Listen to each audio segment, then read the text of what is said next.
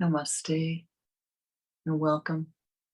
Welcome to my heart and welcome to our new meditation, to our time of vivifying and strengthening and lifting our vibrations, protecting ourselves for the week.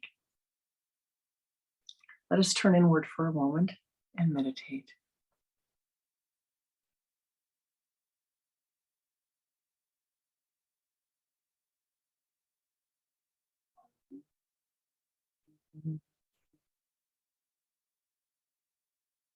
Oh.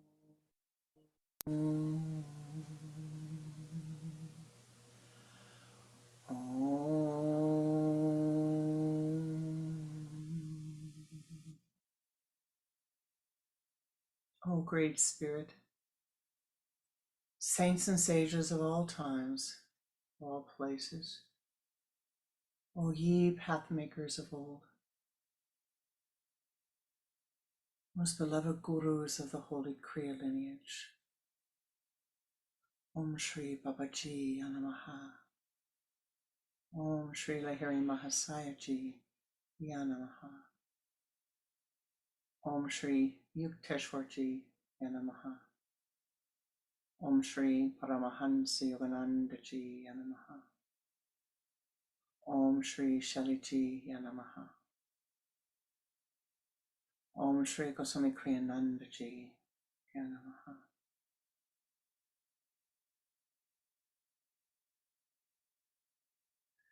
Most beloved and precious Ishtadevata, in all of thy names and all of thy forms, O ye powers that be, of the air, the earth, the fire, the water, the ether. Namaste. Sweep clear our paths. Bring us that which we need most at this moment. Swiftly, surely, and most harmoniously. Most beloved ancestors of our bloodlines, we remember thee. Ancestors of our spiritual lines,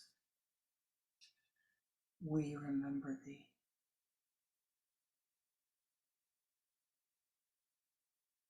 Ancestors of our marriage lines,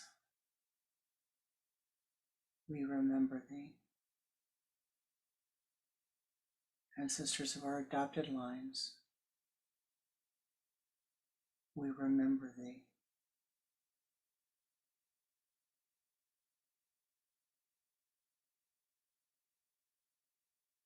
O ye powers that be,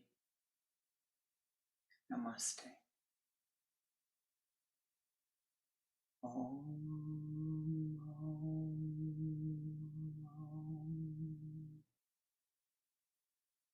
Om,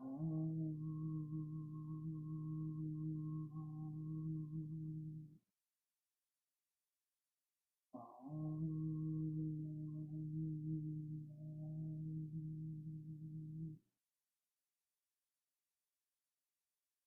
Om Shanti, Om Shanti, Om Shanti.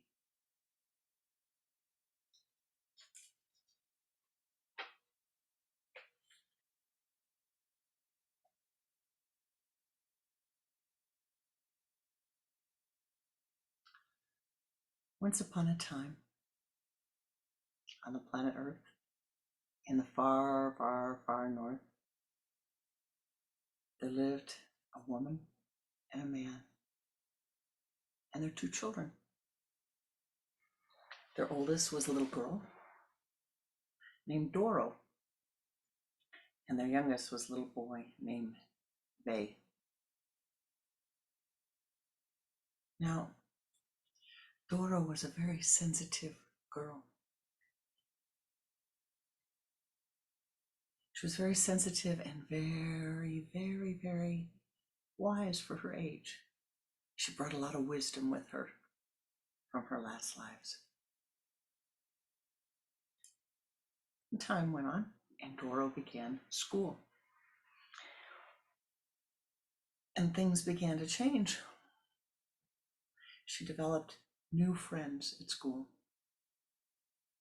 And one of her friends always wanted Doro to do things exactly the way the friend wanted. The friend wanted Doro to come to her house, or she wanted to come to Doro's house. And she would start saying, I want to come to your house. I want to come to your house. And Doro would say, not today, not today. Oh, please, I want to come to your house. Please, please, please, please, please, Doro, call your mother. I want to come to your house. Please, please, please. Not today, not today. Please, please, please, please.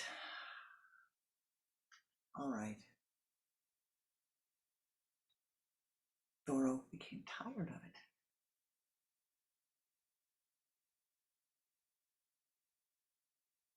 Doro had a younger brother named Vay. And they tease her unmercifully. Call her names. Doro, Doro, ha ha ha ha. You know, little boy things. I'm gonna get you, I'm gonna get you. Doro would say, stop it, Vay. Just stop it, stop it, stop it, Vay. And Vay would keep on, day after day. Sometimes in the afternoon, they'd come home from school and Vay would just not stop. One day, Doro says to Vay, stop it. Na, na, na, na, na, na, na, na, na. Stop it, Vay. Na, na, na, na, na, na, na, na. Stop it. Stop it right now, or I'm going to tickle you. They really hated being tickled. And he looked at her and he said, even if I just say it one more time, and she said, I said, stop it. One more time is too much. He walked out of the room. He left. Now, Doro's mother went to her guru and she said, how do I help Doro stand up for herself? Whoa. A great mystical question. Not just the question of a mother about her daughter or her son, but the question we all have to ask. There was an American poet. He wrote a song many years ago. I do my best to be just like I am, but everyone wants me to be just like them. They say sing while you save, but I just get bored. I ain't gonna work on Maggie's farm no more. I ain't gonna work on Maggie's farm no more. That fellow is Doro, doing the best to live just as she can, just as she wants to, just as she has learned to, doing the best to live with the values that she's been given by mom and dad. But everybody around her wants her to be just like them. She's me. C'est moi, that's me. That's you, pour vous. You're trying to live your life the best that you know how, in the best way that you know how. Surrounded by people who want you to do what they want. The problem is, you do the same thing. You know? The air conditioner is turned to 72.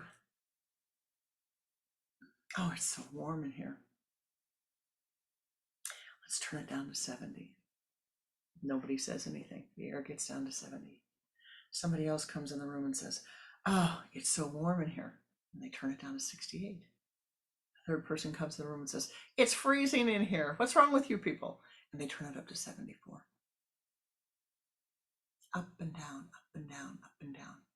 Every person wanting the environment and all the other people to do what they want, what they feel is best in their interest, in their own interest. Not saying to anybody, hey, is anybody a little warm in here? Or would you like something cool to drink, maybe?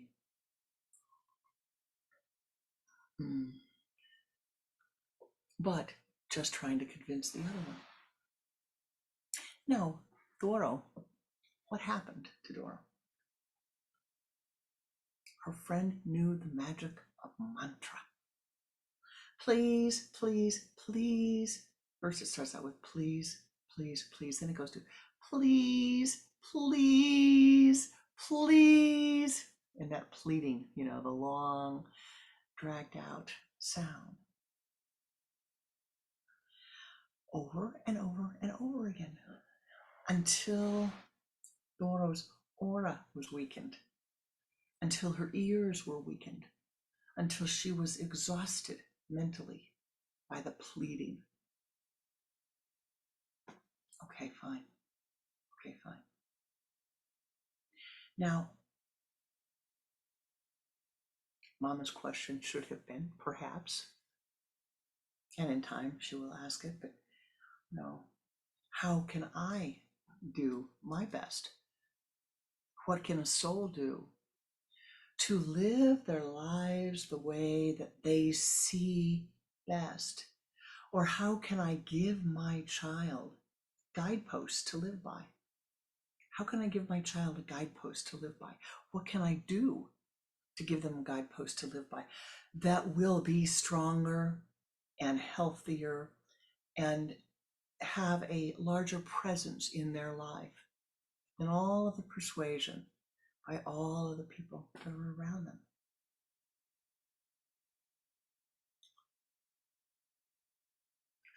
Many years ago, sometime in the 70s, a while ago now, there was a fellow who wrote to Kriyananda, and he wrote from prison.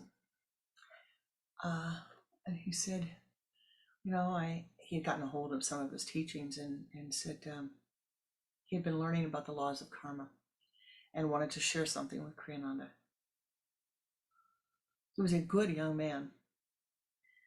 He lived in a difficult neighborhood and he had friends who were not as healthy as he was, let's put it that way. I came by in a truck one night, saw him on the street and wanted him to go for a ride with them. No thanks, I'm doing something else tonight. And they went on. They came around the block a second time. Hey, hop in, we're gonna go for a ride. Nah, not me, not tonight, thank you.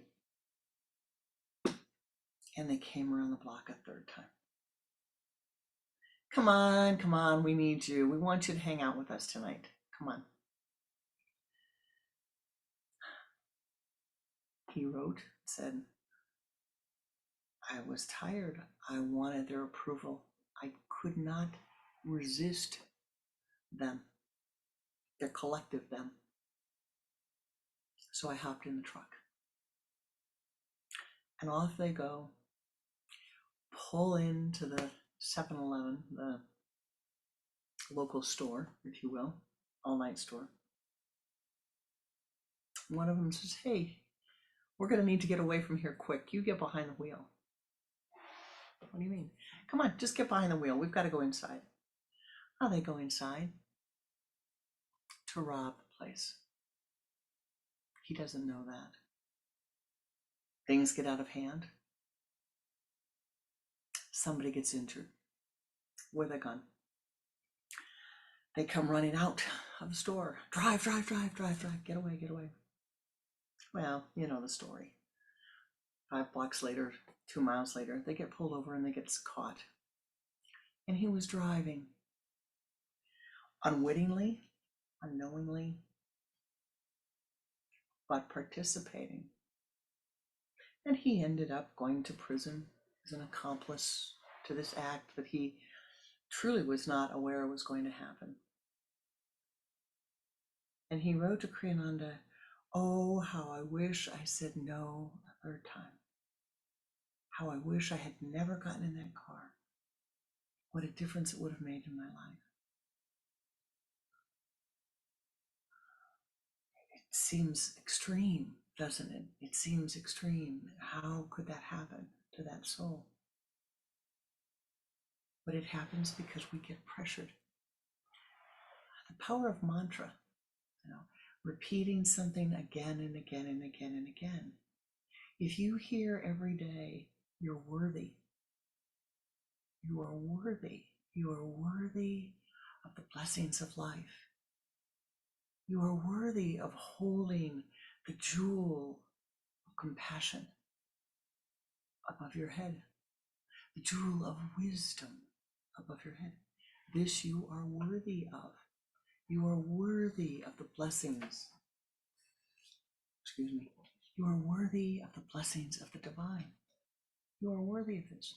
You hear this over and over and over again, and you will believe it. The three blessings, the three jewels above the head of the divine: wisdom, compassion, and non-violence. Non-violence. Ahimsa. Himsa, violence. Not. Without. Wisdom, compassion, non-violence. But how do we do that? How do we do that? How do we hold those things in higher value with a stronger presence in our aura than anything anybody else can say or do? Practice, practice. So what do you say to Dora's mother? No. You need to teach her to strengthen her aura. You need to teach her to be compassionate to others, to not judge them. But not judging them does not mean that you're going to be like them. Not judging them does not mean that you're going to approve of what they say or do. It means you can look at them and say, oh, that's not such a wise thing. Like the day that Doro saw a woman telling her son, you're bad. You're a bad, bad boy. He came home and said to Mama, I don't think that was right. I don't think it was right for her to say you were bad. And her mama says, well, what should she have done? She says, well, maybe she should have said, well, you could be doing this a different way, or doing it this way will cause this to happen. Let's try something else. Let's try something else. But don't call him bad. Oh, the wisdom, the wisdom, the wisdom, the wisdom. How can you accept, you and I, how can we accept another person and say, boy, I don't really like the way that they're living. Let me learn from that. Let me learn from that. Let me learn how to be wiser. Wisdom, one of the jewels above the head of the God. Wisdom. How do I gain wisdom? In yogic terms, one of the greatest things that you can do to gain and attain wisdom is to observe life. Observe all of those around you. Observe them. What are they doing? What are they saying? What is the result of what they're doing and what they're saying? Is it getting you what you would like? Are they getting something that you see is of value? Or perhaps not. See, the laws of karma say that we must learn the karmic lessons. They do not say that we have to live the karma. I can see what happens when somebody is arrogant and demanding of their boss. I can see them escorted out of the building again and again. I can see, no matter how powerful they are, certain behavior causes them, they're gone. Always somebody more powerful than us until we get to the divine. And even then, I'm not sure.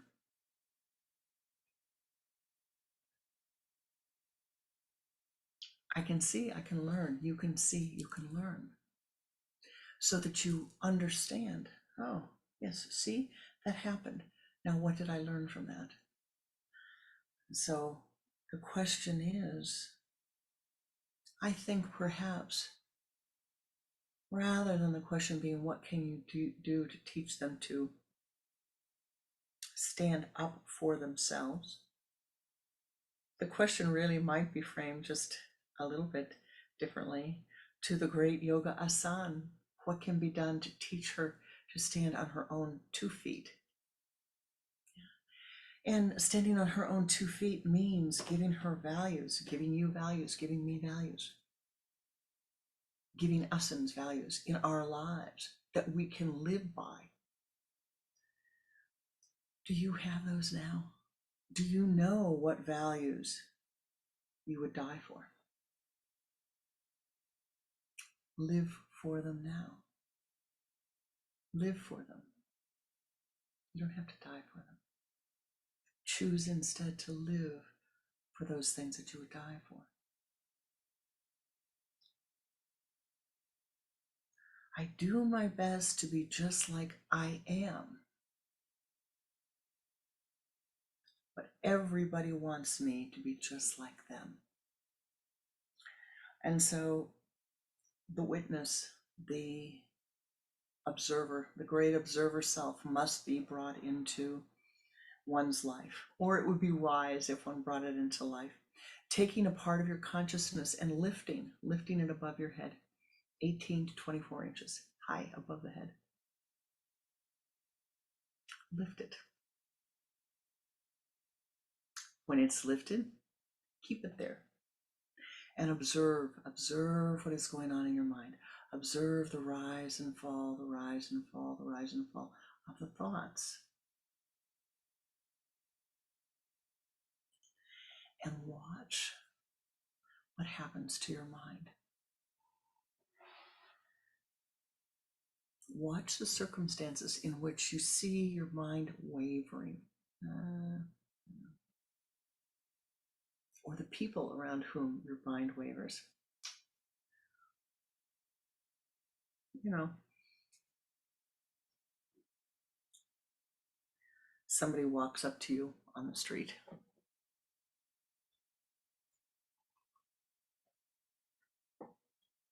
And they say, I need help. Do you have any money that you could give me? Some people say, would you just help me? Now, depending upon whom you ask, the answer will be no. Or the answer will be, here's a quarter, here's a nickel, not very much money. Here's $1. Here's $10, here's $20, here's $60.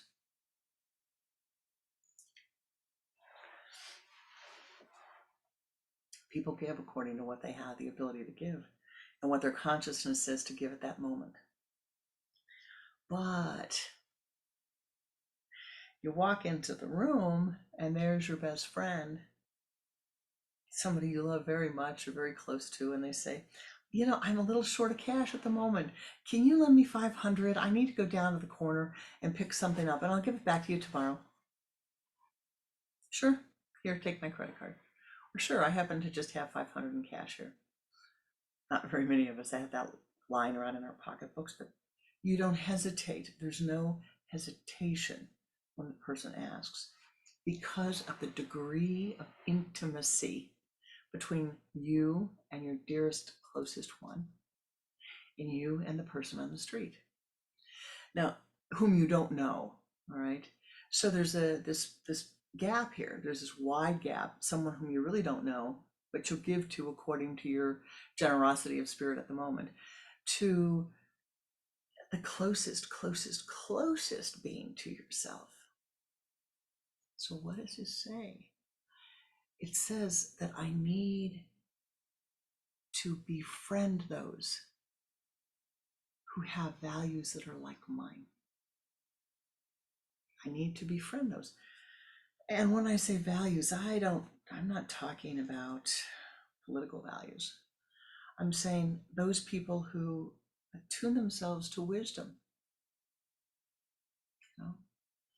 Those people who say, yes, yes, wisdom is important to me, and I should attune myself to wisdom. I should attune myself to wisdom. I should attune myself to nonviolence. I should attune myself to compassion. Now, doesn't matter, if I say that the name of my God is Yahweh, the name of my God is Allah, the name of my God is Jesus, the name of my God is Ganesh or Hanuman or Rama or Sita or Shiva.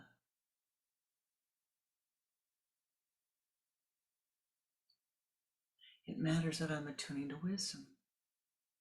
It matters that I'm compassionate. It matters that I am nonviolent in my thoughts and my words and my deeds. Those are the people you want to be around. Those are the beings that you want to be around. That's the philosophy you want to be around. Those are the traits you want to strengthen within yourself. Oh, yeah, strengthening. And so you strengthen them the same way that people try to influence you. You strengthen them with repetition. Repetition, repetition, repetition. Tarka, turning inward, ascending upward. Turn inward, ascend upward. Watch. Oh, can I be compassionate? Is my mind able to be compassionate? Is my mind kind? Or does my mind tend towards violent thought? And here, very subtle, very, very subtle way of seeing the subtleties, the way to see the subtleties. You can say, I'm not violent. I don't hit people. I don't march with my guns. I'm not rebel rousing, whatever that means.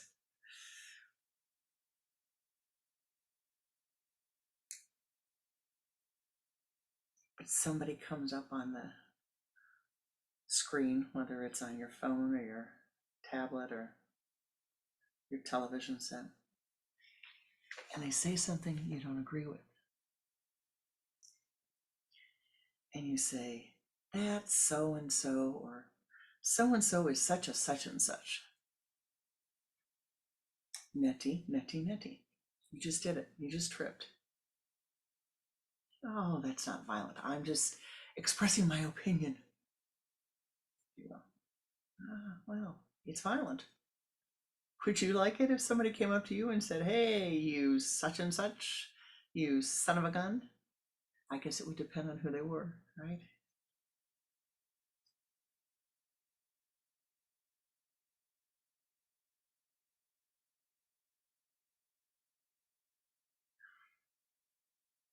But I'm sorry. I was just thinking of my guru for a moment and thinking how there are some people you would be so happy to see them that it wouldn't matter if they said you were such and such or a son of a gun.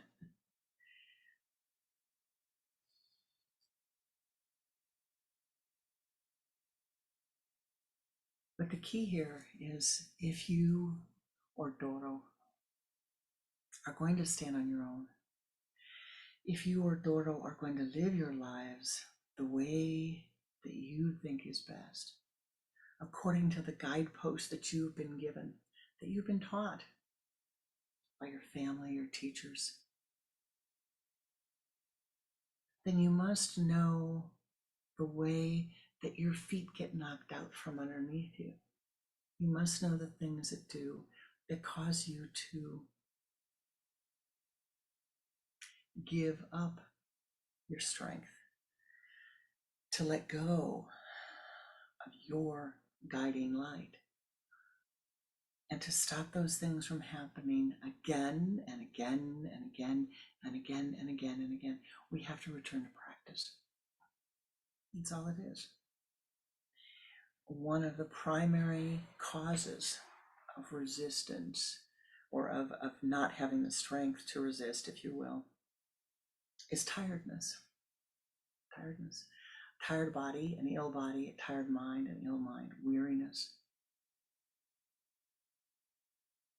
And really, the things that bring you the strength to do that is good spiritual teachings, good spiritual friends, good spiritual strong practices. We have to learn these things again and again and again when we come into the earth. We need to learn them, we need to see them. Now, you're watching this perhaps on the 3rd of July, some of you. And in America, it's time that the country celebrates gaining its freedom. And so throughout the country, many people behave as if the word freedom means the right to do whatever you want to do, however you want to do it.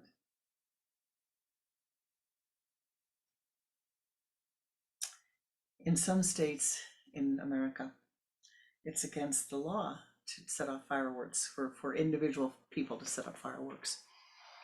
And but the neighboring state, it's not. So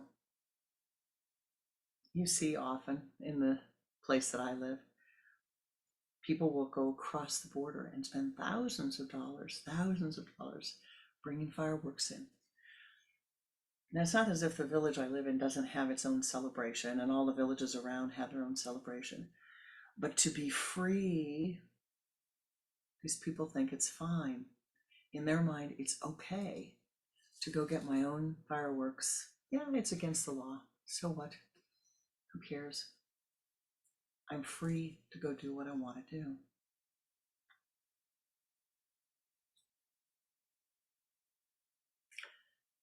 This is not the way to live your life. And I'm not talking about don't let the fireworks go off at this time of the year. I'm saying that freedom, true spiritual freedom, life freedom, it comes from freeing yourself of the confinement of your biases and your prejudices, past life, past week, past month, past thought.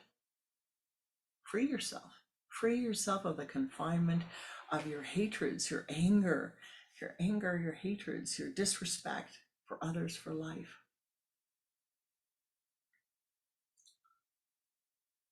To not become embittered. There are many, many things that happen during the course of a lifetime for which one could choose to become embittered. Save yourself. Don't do that. Save yourself. Be free from that. Save yourself. Substitute those things for something that is good, for something that is positive, for something that is uplifting your spiritual path. Your spiritual path. And so, if those 3 jewels above the head of God, wisdom, what does it mean? Wow. Turn inward, meditate, meditate, meditate, meditate more fully, meditate more deeply, and then do tarka, reflection. Learn about life. You know, there's so much to learn about our life on this planet and all the other planets, and how this relates to that which we are a part of. What egos we have in these human bodies that we think that we are the greatest embodiment of creation upon the earth. Oh, please. We live here for such short times.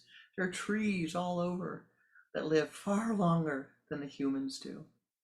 And what about the beings that live on the bottom of the ocean that have been here for thousands of years? I wonder what their consciousness is like. Wow. Learn language, learn science, learn the nature of life, and watch people without judging. Watch and learn. Watch the pitfalls and learn and learn and learn and learn.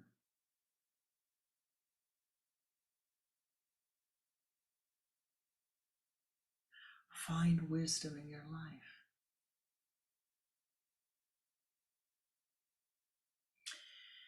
You know, you end up in a war, Try to find wisdom from that. Try to find understanding in that.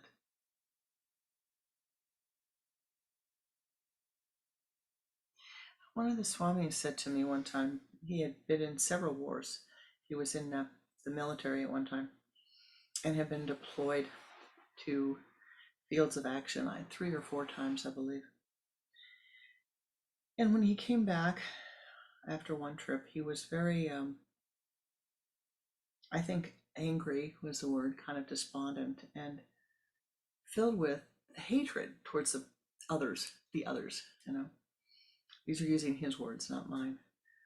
And he said after a while of being back and reflecting and doing all kinds of inner work, one day he had the great aha. Oh, if I had been born there instead of being born here, I would be thinking the thoughts he's thinking instead of the thoughts I'm thinking. I would be the enemy if I had just been born there.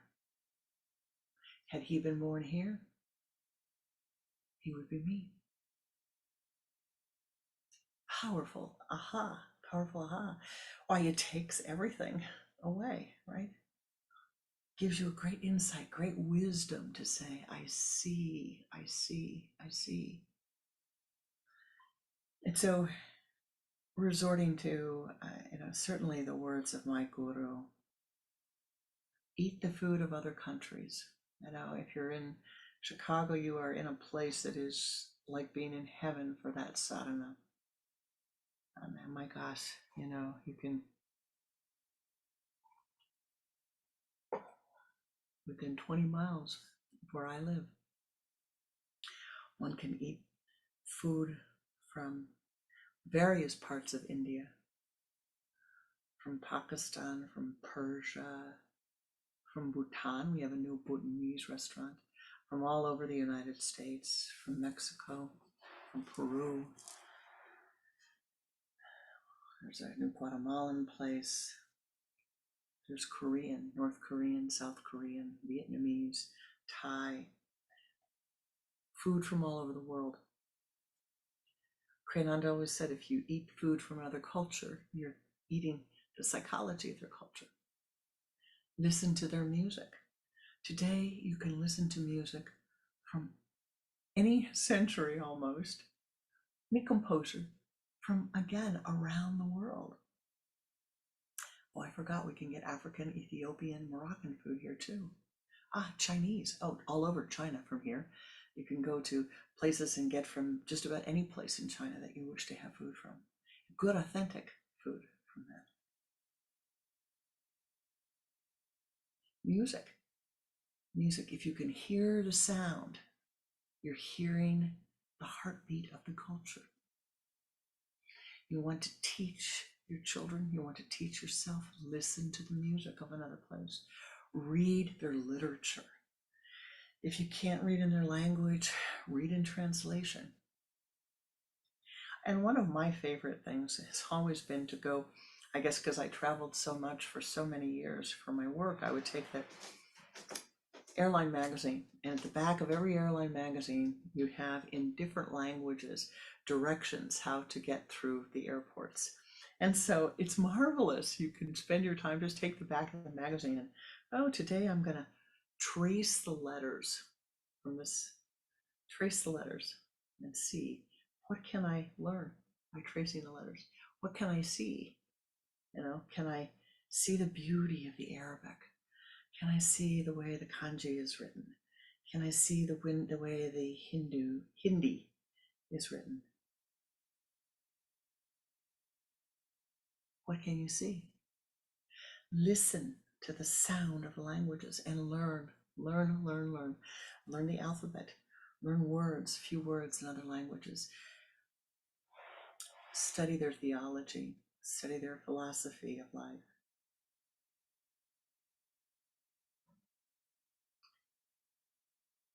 And see how every language has an underlying value, German is a wonderful language for science. It is the language of scientists. English is the language of business. French, the language of romance. Italian, they say, the language of song, of music. And you can hear it. There's as much as I love the sound of the Austrian musicians or the German operas, it's nothing. It doesn't, the language is clunky. Just like the language in English for opera is clunky. But the language for Italian, it's beautiful. So what are you learning? You are gaining anything. You're doing anything to get beyond this. So you go to this. You want to gain the ability to stand strong in the world. Move beyond your tiny, eensy-beensy horizon of awareness. Study history. Study history. Study history. You know, there are many things, even in the short history of the United States of America. This is a petite young baby culture, not even adolescent yet. It's only less than 300 years old, formed the political system of the country. There was a lot more history here before this political organization was founded. Go to some of the older, ancient places and see what you find. Learn.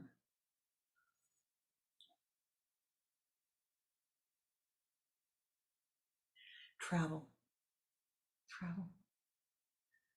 There is nothing that will change your horizon of awareness more than traveling.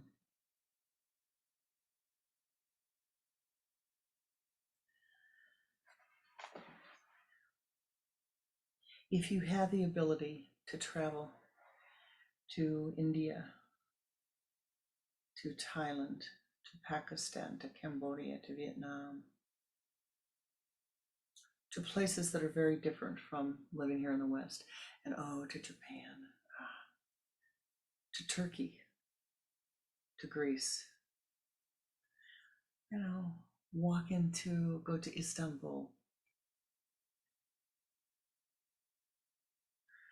You must travel, whether you travel in person or you travel with books or you travel with films or you travel with watching documentaries. Travel will help you to see how different other people live, and thus you will understand, I see. I don't have to do what they want me to do. I can choose. Other people have chosen different ways. I too can choose different ways.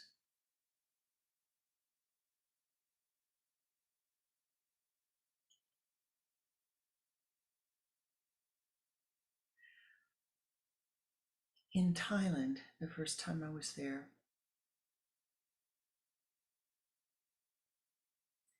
we drove from the airport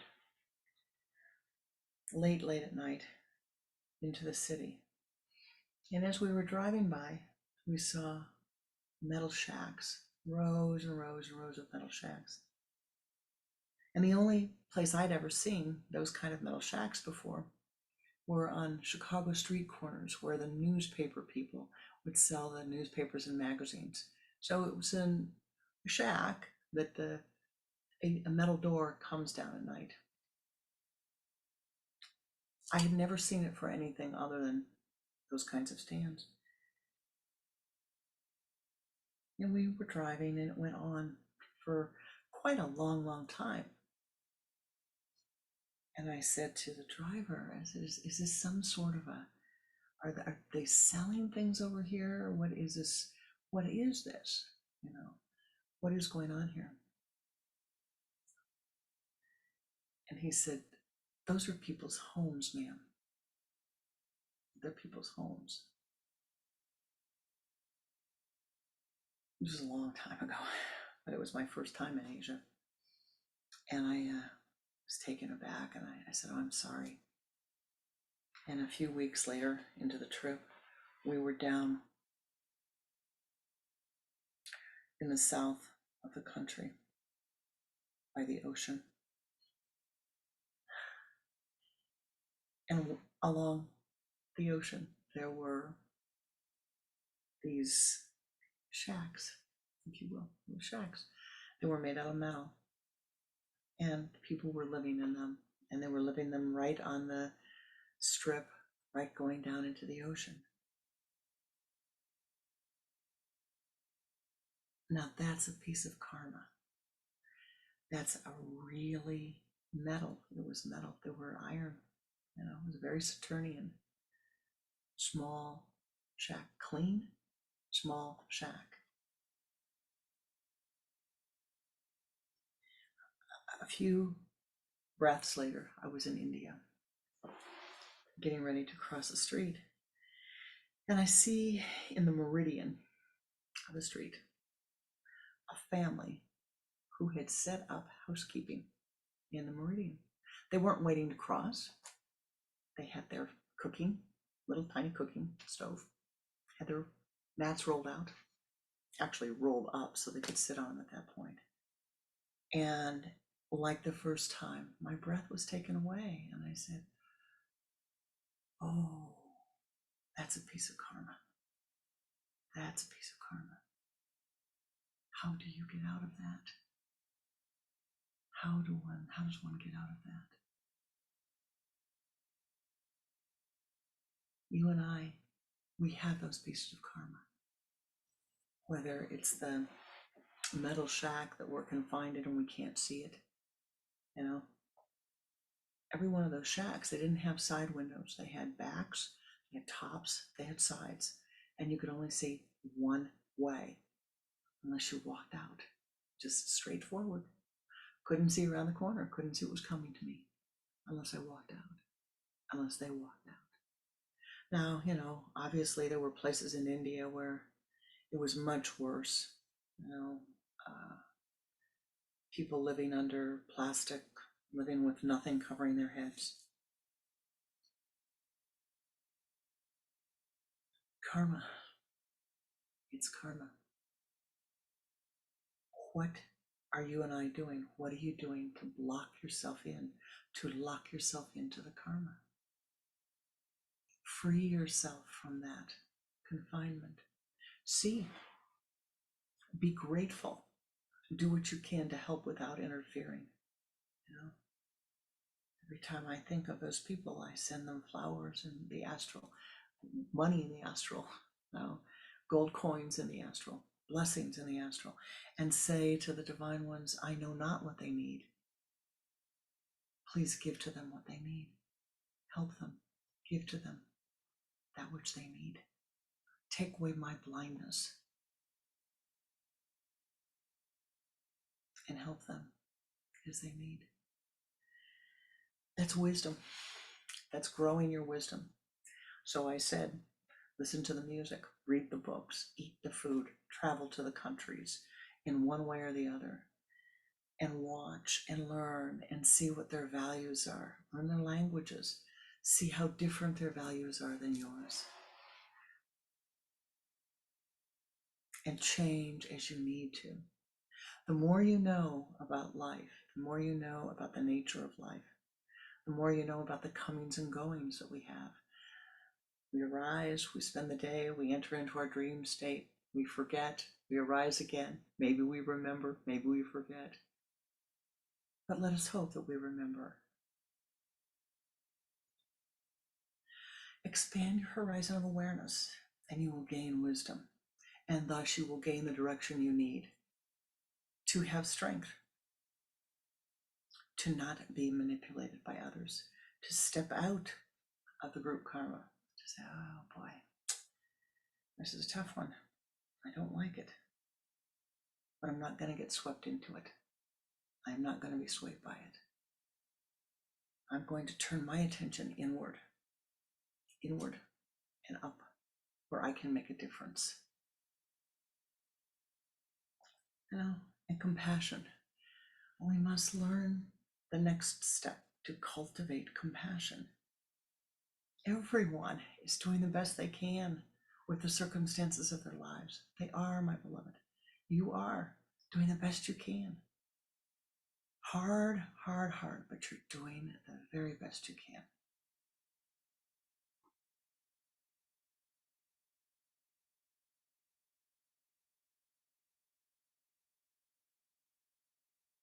Let go of your judging others. Let go of your judging of them. And all will be well.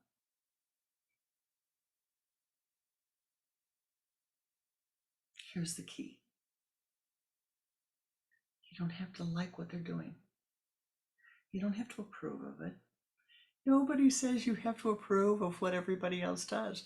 Nobody's saying you have to like what they do. You don't. It's okay. It doesn't matter if you like it or not, or if you don't. Just don't interfere with it. That's all that matters. You don't have to interfere. You don't have to like it. Right? And the last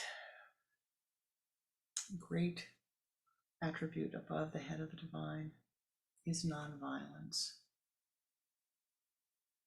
And this must first begin with the mind stuff, then the mouth stuff, then the action. And the most subtle, as I had tried to say to you, express earlier, the most subtle of the mind are these very subtle criticisms. I liked it better when her hair was long. He should be wearing a different color shirt with that tie. Did you see those shoes she had on? The mind. Netty. Even those are too critical. It's violent. Why should your negative, hurtful opinion even run in your head?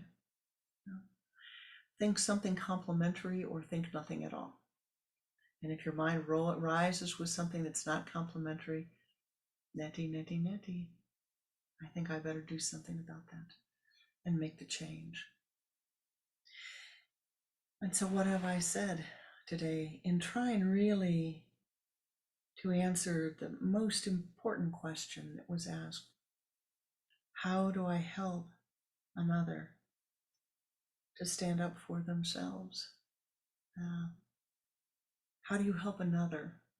How do you help yourself to live your life according to the values that you hold strongly? Well, first of all, you better know what they are. You better know what you value. You value money, you're going to live your life according to money. You value sex, you're going to live your life wanting sex. You value love, you're going to live your life wanting love. I don't know what you value. No. You should know what you value. You should know what it is that you are willing to die for and live for that. And live for it by strengthening it. If you want to die for wisdom, I've given you all these tools that you could use today to become wiser and wiser and wiser and wiser until one day you wake up, and you see differently. So we're going to close our time together with a meditation. Before we do that, one more story. Shelly G thought. He comes to my mind most often.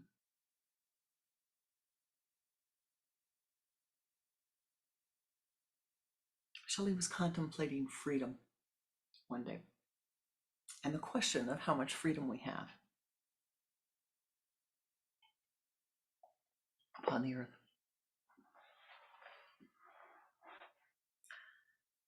And he had a dream. And in his dream, he saw a child running up a ladder to a water tower in a park. He recognized the ladder, he recognized the water tower. And he could tell the symbolism said this is going to happen in 3 days. Now, Shelley didn't like heights. He didn't want to climb, didn't like heights. He saw himself rushing to rescue the child. So he said, I'm going to exercise my free will. Not going to go to the park, not going to go up the ladder. I'm not going to rescue the child. 3 days later come. And he's sitting around and gets up. And nice day to go for a walk to the park. Completely forgot the dream. This is his telling, not mine. Goes to the park, walking around, sees a little child, 6, 7 years old, climbing real fast the ladder up the water tower. Runs over to the child, starts running up the water tower to grab the baby, gets up to there to the little boy and freezes because he doesn't like height. And as he grabs the child off the water tower and is trying to bring him down, child's kicking and screaming, all of a sudden, he remembered the dream. And he remembered the vow. What could he do? He had the child in his hands. Wasn't going to leave him up there. Brought him down, gave him to Mama, who was happy to have him back, and went off to meditate about how much free will he really had. It's a deep, deep, deep story, worth contemplating. He knew what the situation was going to be. He knew it. He saw it and he vowed he would not step into it, but the karma was so strong that he was drawn into it. So I say to you, be careful about the karma that you're drawing into your life. Feed that which is good, feed that which is positive, feed that which is uplifting, and all will be well. Namaste. Thank you for being here today. Thank you for your love, for your blessings, for vivifying the Sangha. Namaste. Namaskar.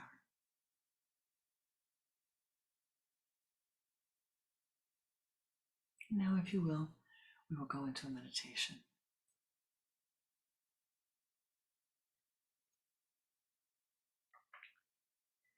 Pulling the energy from the limbs of the body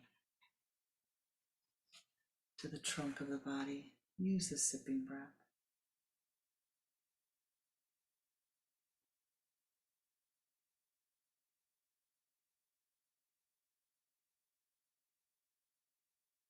From the trunk to the spinal column.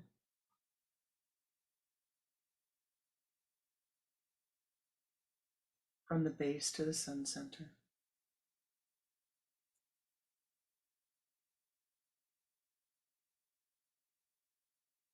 Project the energy forth as a golden light in front of you and sweep it around to the left, behind you, encasing your body in a golden light. And do this 2 more times.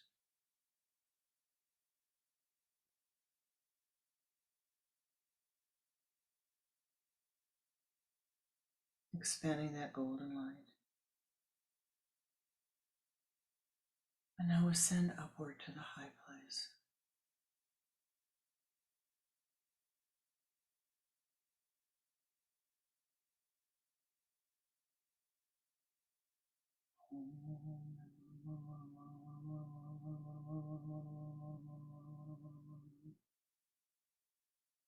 Ascend as high as you are able.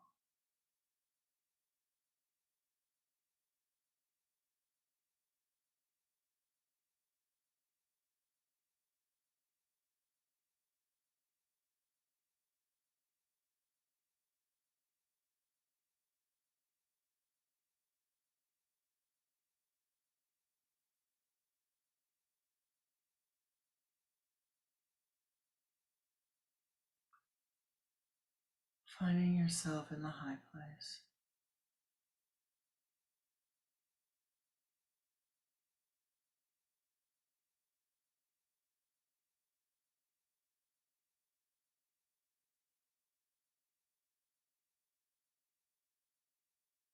Sit in meditation.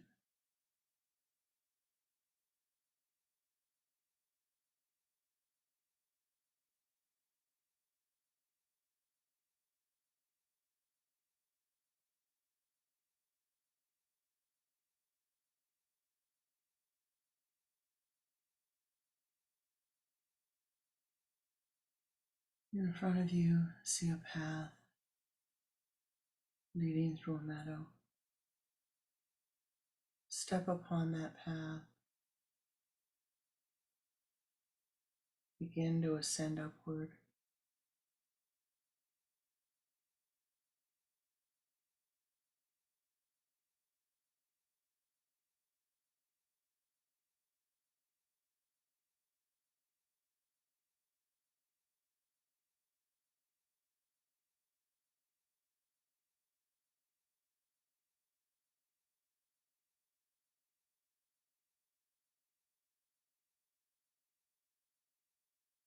Coming to a forest, ascend in the forest.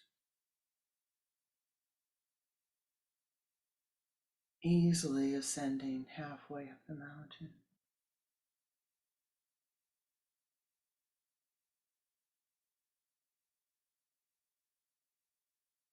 You see in front of you a light-filled clearing.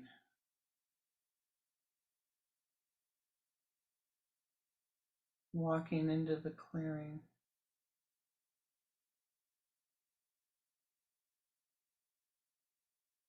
it is filled with light.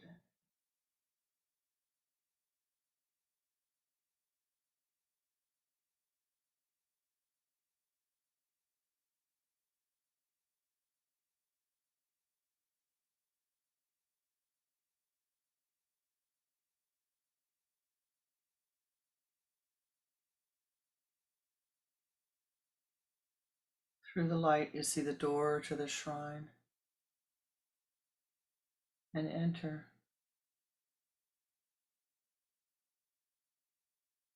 The shrine is filled with the lights that you need. The light of wisdom, the light of compassion, and the light of non-violence. See these lights pouring down, breathing in the lights. Walk to the shrine, the pool and the water light pouring down upon you. The walls are filled, the air is filled with wisdom, compassion, and non-violence.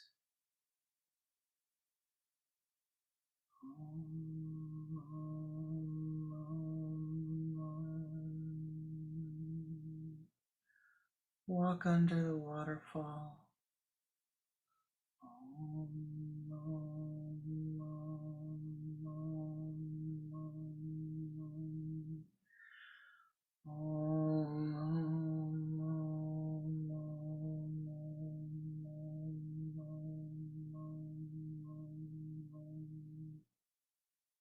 Wisdom, compassion, non-violence.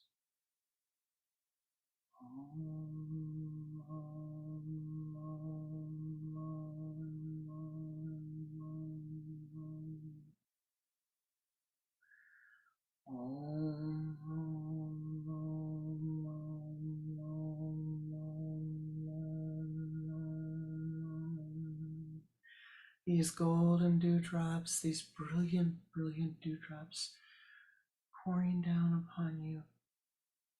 Accept them as you will. Accept the blessings into your aura. Draw them in with your breath. Draw them in with your eyes, through your skin.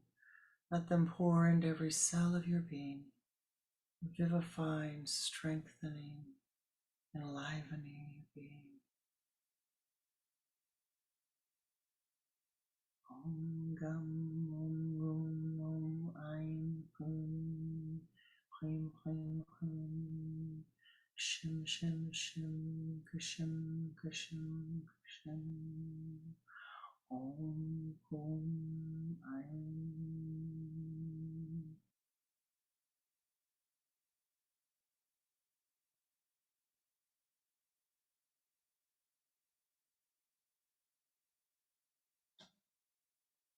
Filled with the blessings of the light, walk forth from your waterfall, above the pool of light, ascending above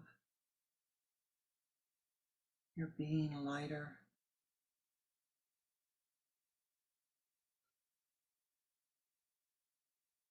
Breathe in the color of wisdom. Breathe in a color of compassion. Breathe in a color of nonviolence.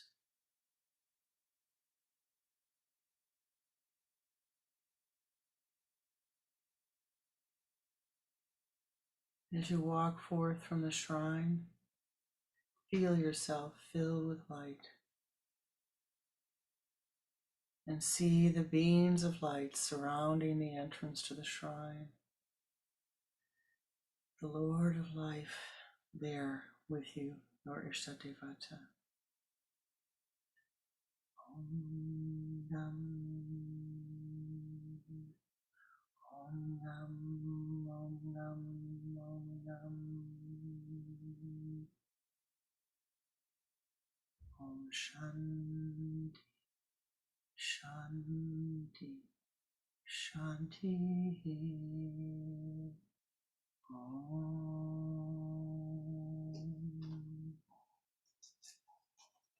Om,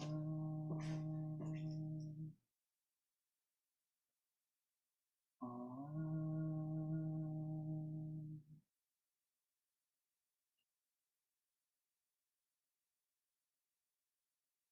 And remain here as long as you will, returning when you are ready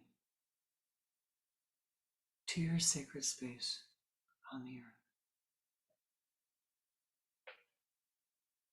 Thank you for the blessings of your presence, for your yoga city, for your lifting the vibrations, that we might all be vivified in this coming week.